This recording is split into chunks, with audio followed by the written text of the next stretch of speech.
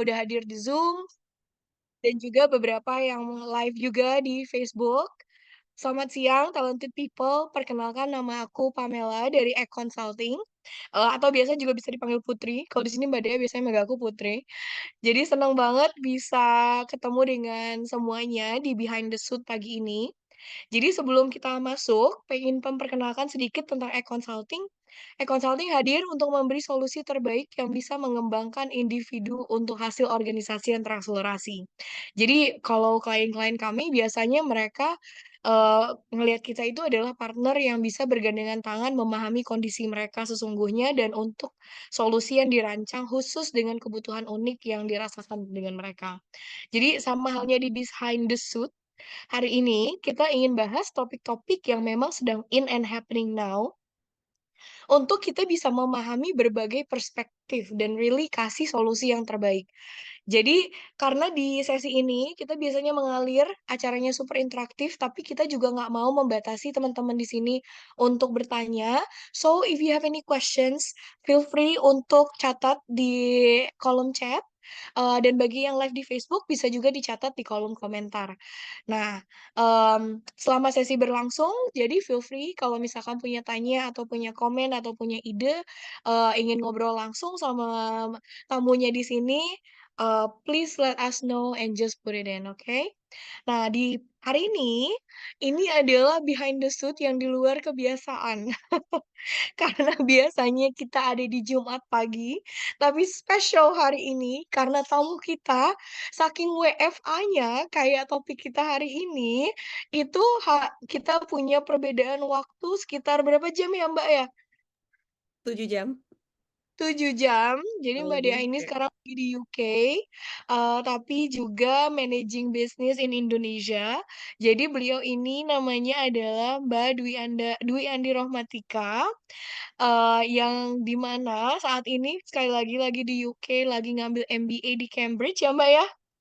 Betul Tapi betul. juga tapi juga jadi MBA consultant di Amazon, mengelola proyek Amazon Alexa.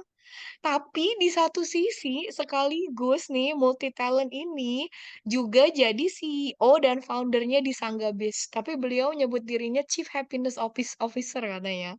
Dan nanti kita bahas lebih lanjut apaan sih Chief Happiness Officer gitu ya. Dan Mmm, Sanggabis ini sendiri adalah organisasi yang mendukung UMKM dan komunitas disabilitas di Indonesia. Jadi beliau sangat komitmen terhadap teknologi berkelanjutan, ESG, ED&I, dan pemberdayaan perempuan serta komunitas disabilitas. So I'm happy to welcome di sini ada Mbak Dwi Andi Rohmantika, biasanya dipanggil Mbak Dea, masih dipanggil Mbak Dea ya? masih masih. Masih. Apa kabar, Mbak? Senang banget nih di sini, alhamdulillah baik, pagi ini masih sehat, semuanya lancar lah ya. Mhm Alhamdulillah, oke. mhm Jadi karena waktu kita terbatas, kita sebetulnya hari ini pengen ngomongin tentang WFA. Jadi kalau di mhm judul sih menarik karena judulnya tuh WFA itu work from anywhere, kerja mhm kinerja gemilang atau melayang. mhm. Nah, ini mungkin, yang mungkin teman-teman semua di sini, Bapak Ibu pernah alami dengan karyawan-karyawan millennials ataupun Gen Z nih, yang kenapa sih jadi WFA itu sesuatu yang diinginkan gitu ya. Jadi Ya, izin saya sedikit membahas mengenai latar belakang dengan tema ini. Jadi kalau mhm kita lihat di surveinya Deloitte di tahun 2024, baru banget, ada 65% Gen Z yang lebih memilih, model kerja fleksibel yang memungkinkan mereka bekerja secara remote, setidaknya setengah waktu. Setengah mhm waktu dia full time gitu ya, dia inginnya remote. Meskipun demikian mereka tetap menghargai interaksi tatap muka dengan rekan kerjanya untuk menjaga keterlibatan dan kolaborasi. Nah, di Indonesia ini tren ini juga sangat terlihat. Jadi banyak Gen Z yang tertarik dengan model kerja fleksibel karena mereka rasa itu bisa menyeimbangkan kehidupan pribadi dan profesional mereka. Pandemi juga sebagai pemicu dan pendorong terbesar menurut saya. Karena banyak perusahaan jadi mulai menerapkan kerja jarak jauh yang sekarang ini makin marak gitu ya. Jadi fleksibilitas atau work life balance menjadi prioritas utama untuk Gen Z dalam memilih pekerjaan mereka. Nah, topik ini menarik karena mungkin untuk Bapak Ibu yang udah lama di dunia kerja dan terbiasa dengan konsep 9 to 5, Mungkin sedikit shock dengan Gen Z yang sepertinya punya aturan sendiri yang kadang-kadang kita nggak bisa nemuin mereka pas siang-siang, tapi tiba-tiba on pas malam gitu ya. Dan juga seringkali malahan gak ada di kantor, yang di mana mereka lebih suka fleksibilitas itu. Dan ini jelas mengubah bagaimana cara kita bekerja dan juga memandang dunia kerja saat ini. Jadi untuk kita bisa memahami lebih dalam, dua perspektif ini yang pro dan kontra atas work from anywhere, boleh dong kita lihat dulu. Ada 2 video, kita tonton satu-satu dan kita lihat perspektifnya ya, Mbak Dea. Boleh boleh.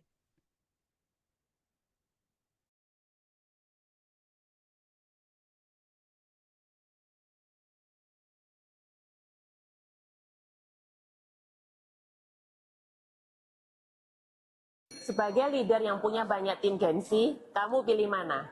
Mereka kerja sesuai jam kerja, tapi tidak capai target, atau kerja sefleksibel mereka, mereka yang atur jam kerjanya, tapi mereka bisa capai target. Inilah yang saya sebut sebagai flexi time. Saya tidak perlu repot-repot lagi tiap pagi hari briefing mereka, cari mereka lagi di mana, hari ini mau ngapain, hari ini mau meeting apa. Asal mereka selesaikan tugas-tugas yang kita berikan dengan baik dan bisa capai target yang sudah ditetapkan, kenapa enggak? Fokus pada result oriented daripada proses oriented. Namun ingat, jangan tinggalkan proses tersebut, karena untuk mencapai suatu tujuan harus melewati proses. Lebih baik berikan kepercayaan kepada timmu untuk mengatur waktu kerja mereka sendiri. Apalagi timmu banyak Gen Z yang nggak suka diatur-atur.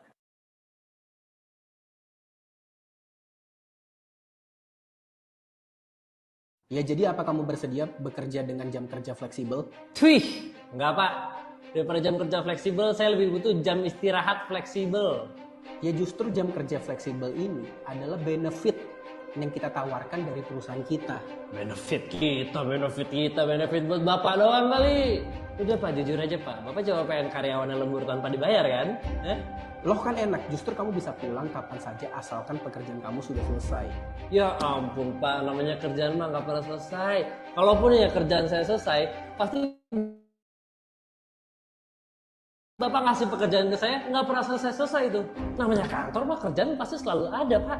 Kalau kerjaan yang selesai, ya kantornya bangkrut Bapak. Ya tolong jangan lihat dari sisi negatifnya saja. Memang kamu kadang pulang lembur, tapi kan kamu bisa datang terserah kamu.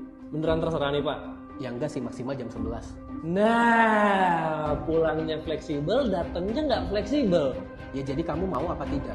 Karena di sini kami mencari orang yang bisa dengan jam kerja fleksibel. Aduh, fleksibel. Bapak dari cari karyawan aja udah nggak punya prinsip Pak. Saya mau nyari yang tegas Pak. Oke, menarik ya. Jadi kita barusan lihat 2 video yang ngasih 2 perspektif berbeda. Jadi video pertama kita bisa lihat kalau memang maintain Gen Z di dunia kerja efektif dengan work from anywhere itu emang perlu gitu ya, apalagi di zaman ini. Tapi di video kedua ternyata ada Gen Z juga yang lebih suka kepastian dan keteraturan dalam bekerja. Nah, aku mungkin go back to how we first met ya, Mbak Dea. Aku inget banget pertama I met you itu waktu masih, kerja di Payfast ya? Yang Betul di betul. mana dirimu handle di Jogja gitu, Mhm iya kan? Yang sedangkan mhm office pun ada di Jakarta. Jadi waktu mhm. aku ngelihat topik ini, I cannot go from anyone else but you. Because I know from your track record gitu ya, you have always worked from anywhere. So what is your opinion on it? What do you like about it? How does it Mhm. shape in the way that you live right now? Oke. Jadi kalau kalau misalkan ngomongin tentang work from anywhere ya, itu tuh, memang sekarang adalah topik yang istilahnya tuh emerging banget gitu ya. Bisa dikaitkan dengan karena milenial dan Gen Z tadi ya, prefer to work from anywhere gitu. Cuman sebenarnya kalau kita looking back ke sebelum-sebelumnya gitu ya, sebenarnya itu tuh, I think work from anywhere itu mulai emerging ketika yang namanya teknologi itu emerging juga. Jadi ketika, mungkin around 98, 99 itu kan bubble tech gitu ya, tech.com, internet is emerging gitu ya, mulai mulai banyak websites dan aplikasi juga emerging. So at that time, orang itu kerja mana saja gitu ya, dengan ada koneksi internet atau teknologi yang sudah mendukung, itu bukan sesuatu hal yang istilahnya, amazing gitu, maksudnya itu sesuatu hal yang akhirnya biasa gitu. Nah, jadi kalau, karena aku juga sekarang kuliah di UK, di Cambridge ini, looking at, people working from anywhere itu udah biasa banget, dalam artian kayak people living in the UK tapi mereka punya office di US dan yang lain gitu. So, mungkin kalau untuk dunia internasional terutama, developed countries gitu ya, itu tuh mereka sebenarnya sudah menerapkan yang namanya work from anywhere ini tuh sejak mungkin jauh sebelum pandemi gitu. Jadi biasa banget kalau mereka itu punya suatu perusahaan punya tim di mana aja gitu, misalnya di Spain, di Middle East, di mana gitu, dan mereka working together gitu. Cuman memang, ketika pandemi tadi, kata Putri juga akhirnya kan seluruh dunia gitu ya, dipaksa untuk akhirnya work from remote, nggak bisa ketemu, dan akhirnya kita harus agree di batasan-batasan mana sih gitu untuk membuat remote work itu tuh jalan, successfully. Nah, di sisi ini sebenarnya tadi kalau ditanya gimana sih opinionnya tentang WFA gitu ya, jadinya kalau dari aku sendiri ya WFA is something that apa namanya, style kerja aja gitu dalam artian, cuman cara kerja, ada yang orang yang cara kerjanya A, ada orang yang cara kerjanya B gitu. Jadi it is just a matter of cara kerja aja kalau menurut aku. Jadi there is nothing that better, lebih baik mana nih gitu. Tapi memang ya karena beda cara kerja aja gitu. In this sense, tapi kalau mau dibilang benefitnya WFA apa sih gitu ya. Benefitnya WFA adalah ketika kita itu bisa memperlebar channel untuk bisa merekrut talent. Dalam artian tadi, ketika kita harus WFO, berarti kalau kita mau merekrut talent tadi ya misalkan dari UK mau rekrut talent dari Dubai, yang dari Dubai harus relocate ke UK dong gitu kan, or vice versa. Tapi ketika kita punya WFA, then it's it's okay gitu kan. Nanti tinggal tinggal on board aja dan segala macam. Nanti dia bisa tetap kerja dari Dubai gitu. Bahkan ya kalau maksudnya ketika kita ngomongin workforce yang udah internationally connected, mmm, salah satu, kendala terbesarnya itu adalah jam kerja gitu. Bahkan not only WFA ya, tapi juga menurut aku beberapa perusahaan yang multinationals gitu. Jadi memang punya perusahaan, cabang ya di mana-mana gitu. Misalkan kayak, tadi mungkin sempat disebut Amazon gitu ya, dan beberapa perusahaan lain, Microsoft dan yang lain. Kan mereka punya beberapa kantor ya, yang ada di Asia, di US, atau mungkin di Europe gitu. Nah, gimana untuk bisa, apa namanya, eee, synchronize untuk jam kerjanya ini gitu, kalau misalkan timnya itu berada di tempat yang berbeda-beda. Sebenarnya di sisi itu aja sih. Nah, jadi, kalau dari aku sendiri ngerasa WFA ini, sesuatu hal yang kalau sekarang ya patut disyukuri gitu sih, karena berarti kita yang sebelumnya belum tahu gitu ya, dengan adanya WFA gitu, mungkin kalau di Asia kan belum terlalu terpapar tadi, sekarang mulai terpapar nih, oh ternyata ada cara kerja lain nih, gitu. Dan bisa membuka itu tadi, keran untuk rekrut talent yang lebih oke lagi. Itu perspektif menarik Mmm, sih, karena kalau menurut aku selama ini, kita mhm, ngebahas WFA itu adalah semata-mata gimana kita maintain orang-orang yang udah ada. But what I iya, really love listening to what you're saying is that ada perspektif berbeda bahwa I think this can be a tagline is that talent itu cross border. Iya nggak betul sih? betul Kayak jangan melimitasi bahwa karena company gue itu ada di Indonesia, sehingga gue harus mempekerjakan ya orang-orang Indonesia aja gitu, yang di mana bisa aja ada talent-talent lain yang di luar sana gitu ya, kayak tadi dirimu bilang kan, di betul Dubai lah, betul, di UK, and then it also opens up our own opportunity kan? bener bener bener banget. Jadi, kebetulan, perusahaan Sanggabis ini juga mulai kurang lebih beberapa bulan ini gitu ya, tahun-tahun ini itu Hmm, mulai banyak punya, apa namanya, klien yang kita memang partnership di international sih ya gitu. Ada yang dari India, ada dari Australia dan beberapa negara lain gitu ya, salah satunya UK juga. Jadi, mhm. in that sense itu mereka lebih open juga gitu untuk menjalin kerjasama gitu ya dengan Indonesia, Southeast Asia dan yang lain dan, as long as kita itu punya, salah satu key key insights-nya nih, Putri adalah Mhm. kita tuh harus punya groundwork yang jelas gitu. Jadi we should have like the same apa namanya ground rules gitu ya, fundamentals principles yang sama gitu. As Mhm. long as we have that, itu kerjaan apapun pasti akan selesai gitu. Maksudnya pasti akan bisa jalan dengan oke gitu. Nah, itu juga tadi yang terkait sama video yang sebelumnya dicek gitu. Mhm. Berarti bisa jadi kalau mungkin, ada audiens di sini yang belum begitu memahami gitu ya, untuk millennials dan Gen Z itu seperti apa gitu ya. Memang kita harus menemukan groundwork atau, fundamentals, principles itu yang Mhm. jelas gitu di awal gitu. Jadi Mhm. ketika on board di mereka, itu tuh memang harus kita kasih tahu dulu gitu. Misalnya kayak, mmm, ini ya, istilahnya tetap harus ada rules and regulations Putri gitu. Jadi nggak yang, ya udah fleksibel kalau tadi kan di video fleksibel-fleksibel aja gitu ya, terserah. Bukan kayak gitu juga gitu kan. Ketika kita punya kantor kan we have our own values and cultures gitu kan.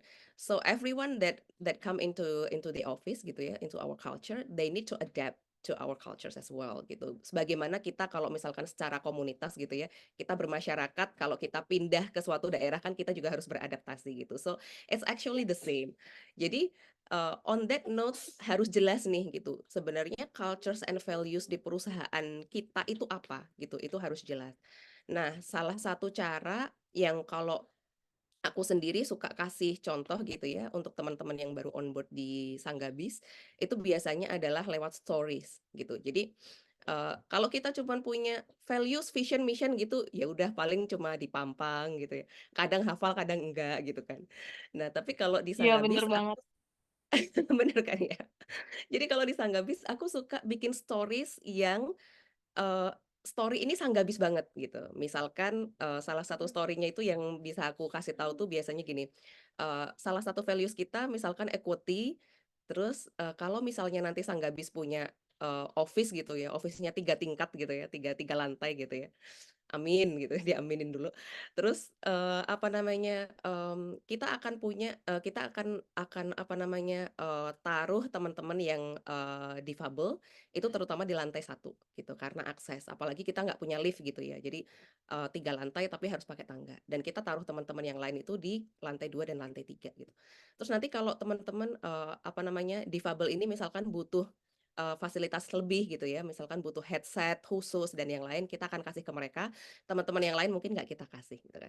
Terus nanti kalau misalnya ada yang nanya, "Loh itu nggak fair dong," dan yang lain gitu. No, that is the equity value yang kita punya gitu. Jadi equity value yang kita punya adalah kita akan, kasih fasilitas yang lebih memang buat teman-teman difabel ini, so they can compete with the others gitu. So that is the equity that we are upholding gitu. Jadi kalau kamu nggak cocok, nggak suka, so I don't think you are fit with this value.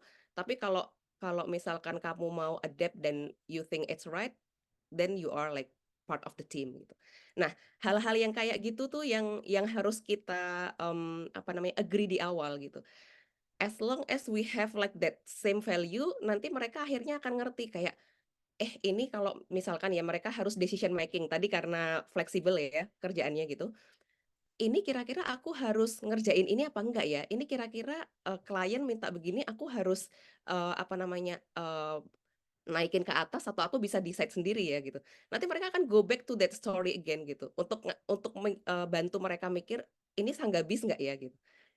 So that things sih menurut aku yang apa namanya, as long as those, groundworks gitu ya, itu tuh dari kita dan teman-teman terutama yang kita on board itu sama, kurang lebih nanti mereka bisa ngikutin sih gitu, kira-kira apa namanya, cultures-nya apa di perusahaan itu dan yang lain. Sekarang kalau untuk Mhm. Sanggabi sendiri, ada berapa employees kalau boleh tahu?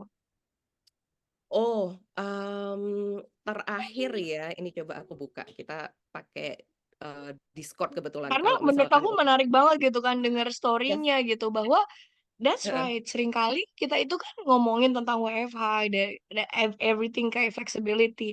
mmm, Tapi sebetulnya yang membuat pagar atas accountability dan juga kebersamaannya walaupun kita tuh ketemuannya virtual, adalah si mhm, culture harus tetap hidup gitu kan.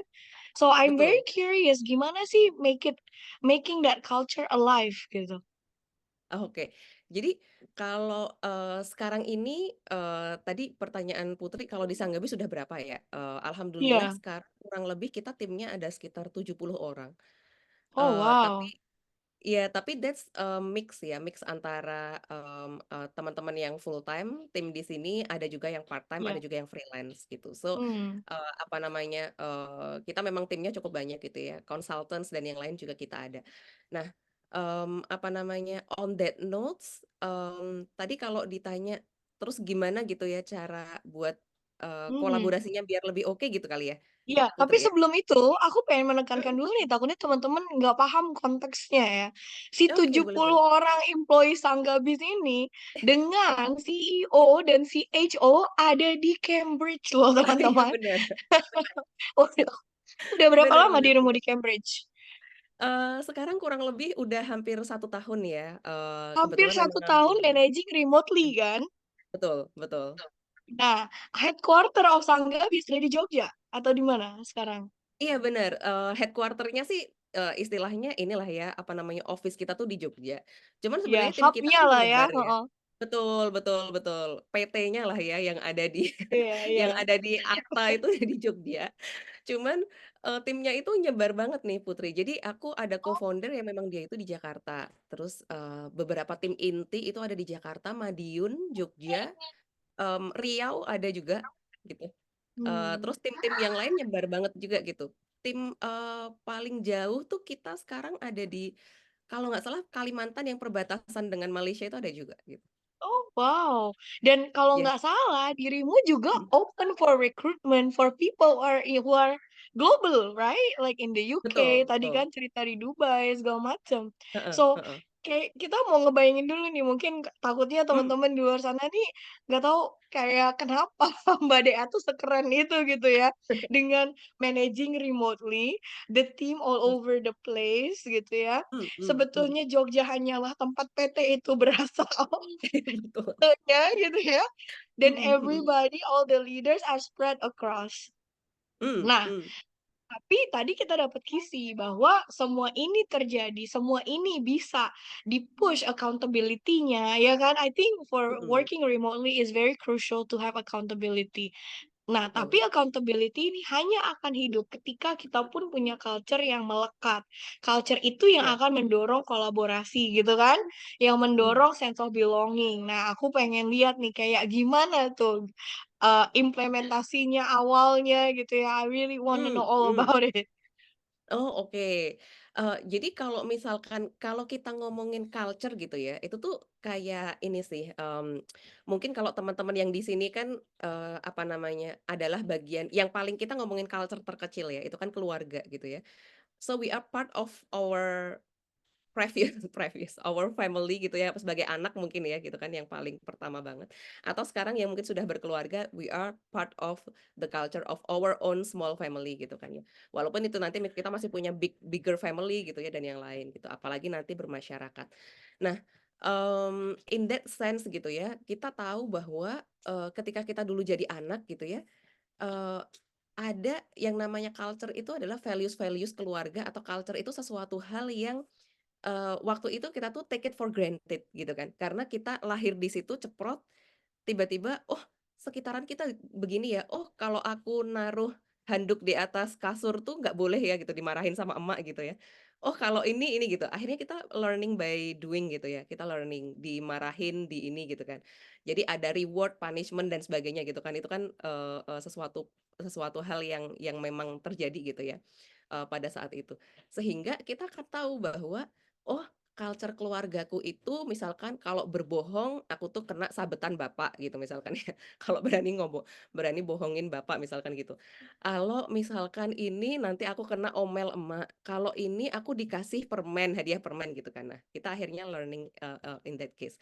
Nah, sebenarnya itu mirip juga dengan, perusahaan gitu, dalam artian ketika kita di perusahaan, itu memang manajemen tertinggi atau founders gitu ya di dalam hal ini, itu adalah orang-orang yang menentukan culture ini mau seperti apa, gitu. Jadi apa hal yang memang oke, encourage, apa hal yang discourage, apa hal yang masih acceptable gitu ya, tapi misalkan, nggak oke gitu ya. Mungkin kalau di apa namanya, bahasa, kita di Islam mungkin makruh gitu ya.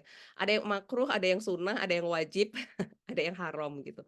Nah, jadi mana-mana aja nih gitu kira-kira yang masuk di situ. Nah, dari situ sebenarnya, apa namanya, salah satu yang paling penting banget itu adalah contoh gitu. Jadi pasti kita sendiri yang mencontohkan sebagaimana kita dulu jadi anak kan bapak ibu yang mencontohkan gitu kan.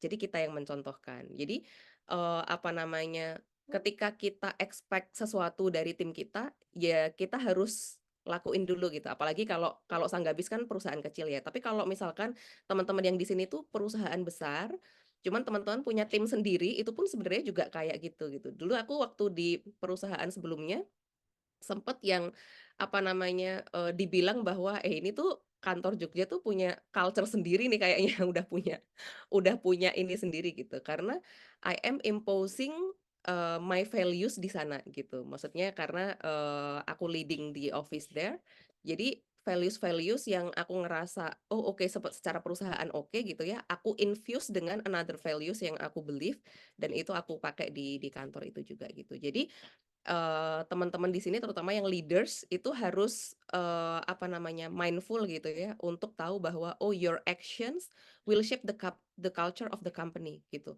Salah satu, contohnya mungkin ya, ini aku ngambil dari luar misalnya kayak, kalau misalkan ada, action yang, apa namanya, katakanlah ada orang yang, atau misalkan pegawai gitu yang tidak menyelesaikan kerjaannya tepat waktu gitu misalkan ya.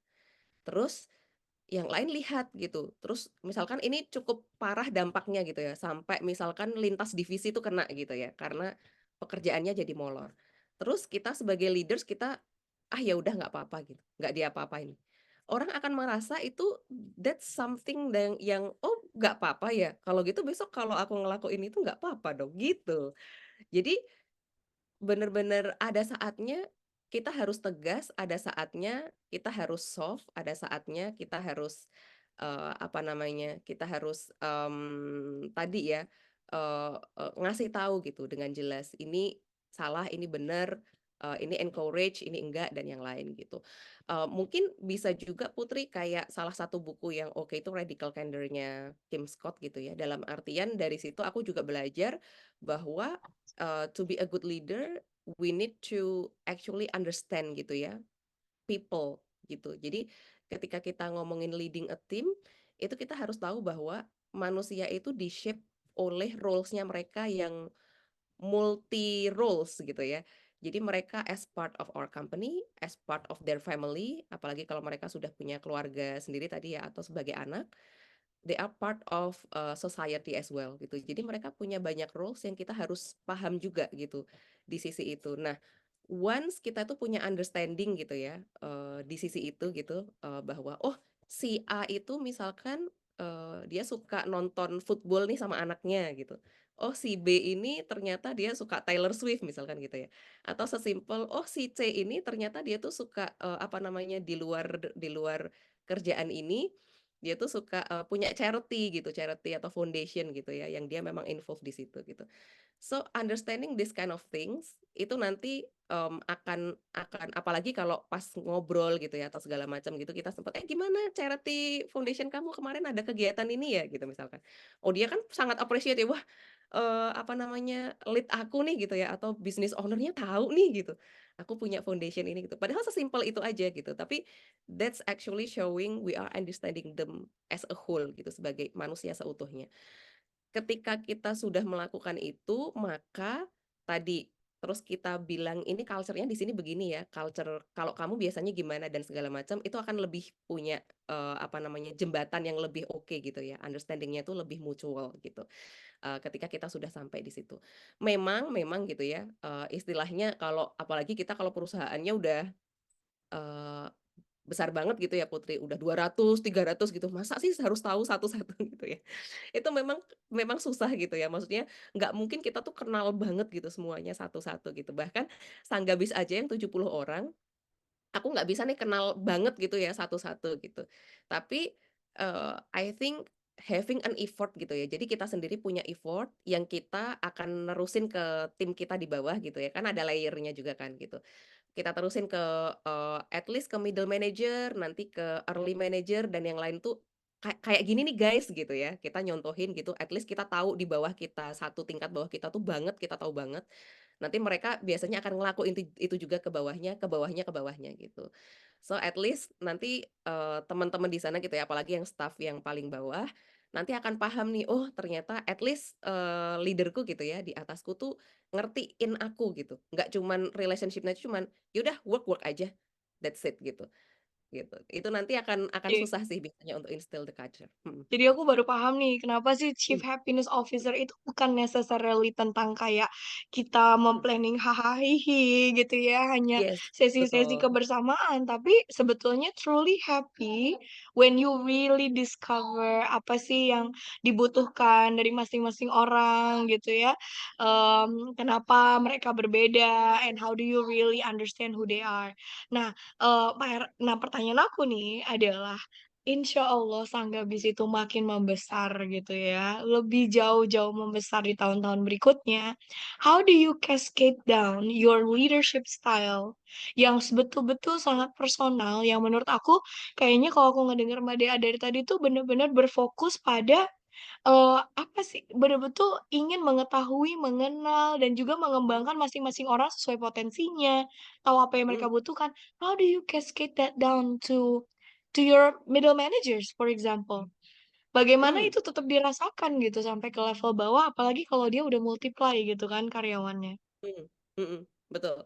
Jadi, apa namanya, caranya gitu ya, caranya tentu aja tadi, ada 2 cara nih sebenarnya, formal dan informal gitu ya, untuk bisa, istilahnya ini tuh kan coaching ya, coaching and mentoring gitu ya, coaching and mentoring the leadership skills. Eee, formalnya gitu ya, formalnya tentu aja dengan misalkan ada training gitu ya, atau misalkan, ada course gitu ya, atau kalau aku tuh sesimpel dengan, "Eh, ini ada artikel bagus nih," gitu. Jadi, kalau aku tuh, suka karena aku sendiri, suka learning ya gitu ya, aku menyebut diri sendiri juga pembelajar gitu ya, never ending learners. Jadi, "Ini ada artikel bagus nih, ini," terus aku lempar, terus nanti kita bahas gitu ya. "Kalau menurut kamu gimana?" Dan yang lain gitu ya. Misalkan artikel, tentang culture misalkan tadi ya, atau artikel tentang how to shape, the operationals management yang oke, misalkan kayak gitu, yang sesimpel itu. Aku pikir that's part of the formal ones gitu ya. Jadi formalsnya itu yang kayak gitu. Termasuk juga kalau kita punya ya namanya target, terus yang namanya, apa namanya, mmm mmm, aku bilang karakteristik kesuksesan gitu ya. Jadi sering sering aku bilang juga ke teman-teman ini misalkan kayak buat satu orang kesuksesan itu, atau apa namanya, sukses istilahnya gini, how to be successful in your role gitu. Padahal role-nya sama, tapi ketika yang assess itu orang yang berbeda atau environment-nya berbeda gitu ya. Maksudnya kita di masa Covid dan non-Covid gitu, itu nanti akan ada karakteristik berbeda yang dinilai, gitu. Dan itu tidak ada kadang-kadang tidak tercantum di KPI atau OKR gitu ya, kalau misalkan di tech industries gitu ya, di beberapa, tech industries namanya OKR atau apa namanya, performance agreement gitu ya. Kadang-kadang itu tuh nggak tercantum. Misalkan beberapa hal yang aku lihat gitu ya, sangat aku lihat di teman-teman timku itu adalah misalkan, aku tuh melihat innovation gitu. Jadi aku melihat innovation, beberapa yang lainnya juga critical thinking gitu. Jadi aku ada 3 sebenarnya yang aku lihat gitu ya, dari mereka. Dan aku selalu ngomongin itu di depan gitu. So, I'm watching you for your critical thinking, for your innovation, for your ini gitu. Nah, jadi mereka akan ngerti kayak, "Oh, aku akan dilihat dari sini." Aside from tadi OKR dan segala macam tadi ya. Ya KPI, target gitu-gitu, ya udah sama-sama gitu. Misalkan nih, ada A dan B yang sama-sama mencapai, tapi kenapa aku ngerasa A lebih oke dari B? Kan mereka nanti akan, "Loh, kan gue juga ini, oke juga dari B," gitu. "Kok lu ngerasa ini?" Gitu kan. Jadi, in that notes, nanti aku akan lihat, karena I'm looking at you from your this perspective gitu. So she is or he is like superior in that perspective and then like, "Oh, oke, then that's fine," gitu, misalkan kayak gitu. Nah, Itu yang menurut aku formals ya. Jadi formals itu sesuatu hal yang kita bisa tulis, kita bisa communicate dengan jelas gitu ya, dan kita bisa, istilahnya tuh bisa ngukur gitu. So something that is measurable, itu menurut aku formals formals, cara untuk coaching atau mentoring yang formals. Informally informally itu tadi sebenarnya lebih ke kita ngasih lihat gitu ya, ngasih lihat, apa namanya, culture atau mungkin sesuatu hal behavior yang acceptable atau enggak gitu, yang kayak itu. Misalkan, tadi, kita bikin, let's say kita bikin, acara gitu ya, acara kumpul-kumpul tapi kumpul-kumpulnya itu misalkan, plus dengan charity misalnya kayak gitu. Jadi orang akan ngerasa, "Oh ternyata kalau di sini kumpul-kumpul tuh nggak cuman kumpul-kumpul ya, ada charity-nya," misalnya gitu.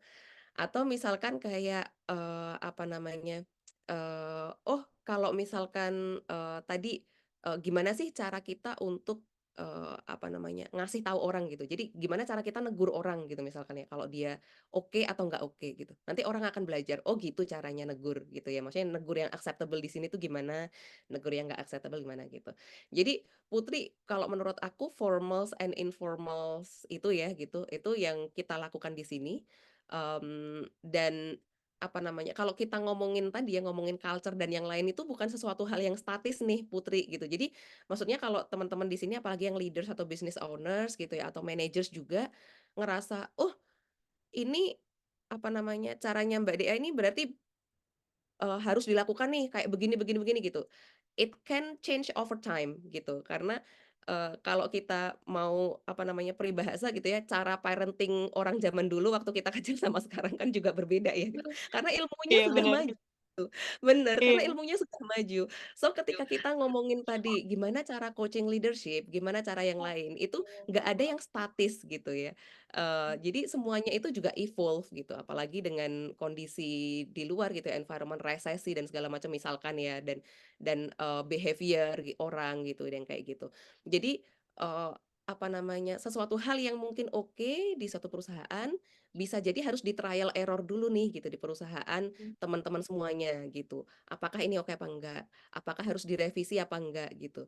Nanti along the way pasti akan ketemu sih gitu, pattern-nya. Mhm. Mhm. Mhm. Wow, it's really amazing ya. Maksudnya berarti sebetulnya Mhm. fleksibilitas itu kalau boleh aku rangkum nih, karena waktu Yes. kita terbatas, Mhm. adalah, fleksibilitas is not just the way to work, tapi juga fleksibilitas adalah terkait bagaimana kita leading, how do we shape the culture. Jadi fleksibel itu bukan hanya untuk si para pekerja kerjanya fleksibel, tapi mungkin kita pun gitu ya sebagai leader, we need to be as flexible as that. In order Mhm. untuk mungkin memenuhi kebutuhan masing-masing karyawan yang berbeda-beda gitu ya, untuk kita melihat kebutuhan needs dari organisasinya, bagaimana menerapkan mungkin bukan hanya how do they feel engaged, tapi juga menerapkan check and balances ya kan, aku tadi dengar kayak Mbak Dea juga cukup firm gitu, kayak this is Mhm. what I measure, ini metrics-nya, ini accountability-nya, this is how you will be Mhm. monitored. Mmm, Yes. so I'm really thankful dan mungkin untuk juga menekankan ke teman-teman yang lain di luar sana gitu ya, kita sama-sama saling belajar. Kalau aku expertise-nya memang Mbak Dea adalah untuk melihat, potensi masing-masing orang. Jadi Mhm. mungkin kita nyebut assessment-nya namanya talent DNA, because Mhm. we have a time difference actually, I asked you last night dan sebetulnya udah dikirim assessment-nya di email-nya Mbak Dea, feel free to take it. Mhm. Nanti setelah udah ada hasilnya kasih tahu aku pengen kasih feedback kayak apa sih Yes. kekuatan terbesarnya Mbak Dea, dan sebetulnya itu bisa dipakai untuk kita juga bisa tahu apa yang dibutuhkan dan juga apa yang menjadi tendensi kecenderungan masing-masing orang, apalagi untuk teman-teman di luar sana yang punya kerja remote. Yang di mana Mhm. mungkin kayak Mbak Dea lagi ngerekrut gitu ya, lagi Yes. ngerekrut di luar sana kita nggak tahu, kita hanya lihat dari CV and interview, but you really don't know their tendency. Tapi Mhm. ternyata ada beberapa orang yang memang secara natural dia perlu kerja fleksibel. Dan Mhm. ketika kita kasih dia structure, dia harus masuk jam sekian, pulang jam sekian, they feel disengaged. Tapi Mhm. ada Mhm. orang yang memang, "Hey, walaupun saya kerja dari rumah nih, I need a set of time that I work around this time and no one can bother me." Kayak nggak ada yang bisa ganggu saya di waktu sekian dan sekian because I need that structure and that's okay. Tapi Mhm, ada beberapa orang juga mungkin untuk kita sebagai leader gitu ya, aku ngelihat nih, di beberapa kasus di mana, oh kita harus micromanaging atau enggak ya? Apalagi kita kerjanya remote, kita nggak bisa micromanage.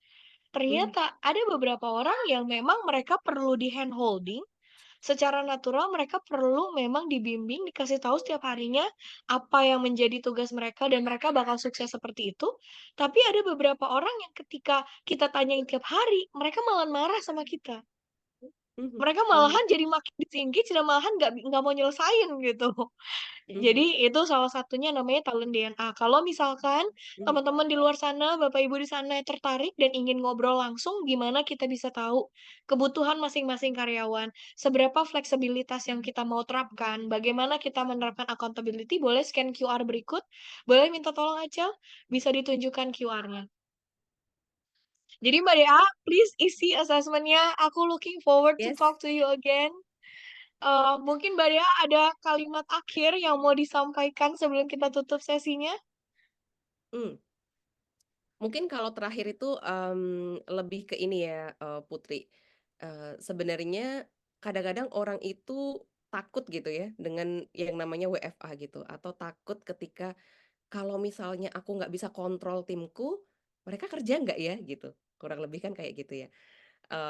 Tapi, what I learn and what I believe adalah as long as gitu ya, teman-teman tim members kita itu sebenarnya punya integrity, professionality gitu ya tadi, yang memang cocok dengan culture kita gitu ya. Ini adalah karena ketika ketika kita ngomongin integrity dan professionality itu kan bisa beda-beda. Di perusahaan Sanggabis misalkan akan berbeda dengan perusahaan teman-teman yang ada di yang lain gitu. Degree of professionality dan integrity-nya itu seperti apa sih gitu kan ya.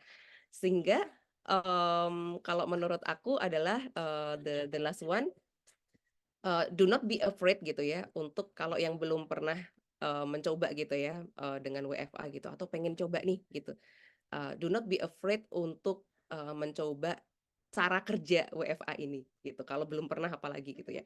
Dan do not be afraid bahwa teman-teman itu bakal kayaknya nggak kerja deh gitu ya, karena what I learn dan hasilnya gitu ya yang tadi sudah terbukti juga, ternyata bisa-bisa aja nih gitu di perusahaan-perusahaan lain bahkan yang sebesar perusahaan tadi, Amazon dan yang lain. So, in that sense, aku pengen bilang happy learning ke teman-teman yang ada di sini, gitu ya. Learning by doing bisa banget tadi ya, trial error itu biasa banget, jadi nggak apa-apa dicoba dulu tim kecil, pilot project, dan yang lain gitu. If anything, yang mau ditanyain teman-teman di sini, please feel free to connect with me in LinkedIn gitu ya, nanti bisa DM aja gitu, nanti kita akan bisa ngobrol lebih jauh di sana, gitu. Thank you Putri. Great, thank you. Thank you so much. Sometimes we don't really realize the importance of empowerment and trust ya. Mhm, mhm. And I think throughout the session itu yang aku tangkap sih bahwa it's beyond. Kayaknya empowerment and trust is really key untuk kita gimana bisa nerapin WFA yang enjoyable untuk semuanya. Jadi Yes. buat, teman-teman di luar sana, selamat melanjutkan aktivitas. Thank you so much Mbak Dea untuk sharing-nya. Thank Aku belajar you. banyak dan aku yakin semua teman-teman di luar sana juga belajar banyak. Mmm, jangan bosen diundang ke behind the suit. Yes. Semoga informasi untuk teman-teman yang kita dapatkan hari ini bisa bermanfaat bagi kita semua, bagi umat, Mhm. dan juga bagi, dunia ya, dan bagaimana kita menerapkan di kehidupan kita sehari-hari. Sampai ketemu di BTS minggu depan. See you talented people and thank you so much once again Mbak Dea. Thank you. Thank you. Wassalamualaikum. Waalaikumsalam.